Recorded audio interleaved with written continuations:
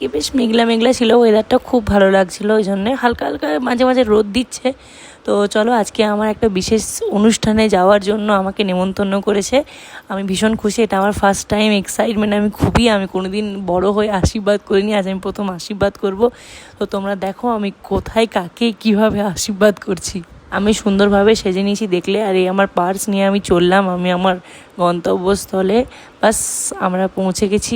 এই যে আমাদের মিষ্টি সুন্দর বোনটার হচ্ছে আজকে স্বাদের অনুষ্ঠান করেছি আমরা স্টাফেরা মিলে, মানে আমাদের হসপিটালের যে স্টাফেরা রয়েছে তাতে আমরা এখানে সুন্দরভাবে একটা ছোট্ট আয়োজন করার চেষ্টা করেছি, যাতে ওর আর ওর বাচ্চা দুজনেই খুব খুশি হয়। আমাদের এই অনুষ্ঠানটা ওকে আমরা পুরো ডেডিকেট করেছি। আমরা সবাই সময় বের করে একটা ছোট্ট মতো অনুষ্ঠান, যেটা আমরা যতটা আমাদের সামর্থ্য প্লাস যতটা আমরা টাইম দিতে পেরেছি, আমরা যাতে ও ভাবে যে হ্যাঁ, মানে এই ডিউটির মাঝখানেও ওদের একটা ফ্যামিলি আছে, এটা বোঝানোর জন্যই আমরা চেষ্টা করেছি। তোমরা প্লিজ কমেন্টে জানিও তোমাদের কেমন লাগলো আমাদের এই ছোট্ট অনুষ্ঠানটি।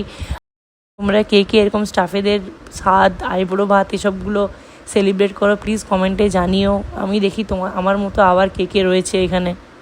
আবার নেক্সট ব্লগে দেখা হচ্ছে, তোমরা সবাই খুব ভালো থেকো। আর আন্দামানের ডে 3 ব্লগটা আসেনি, ওই জন্য আমি সরি।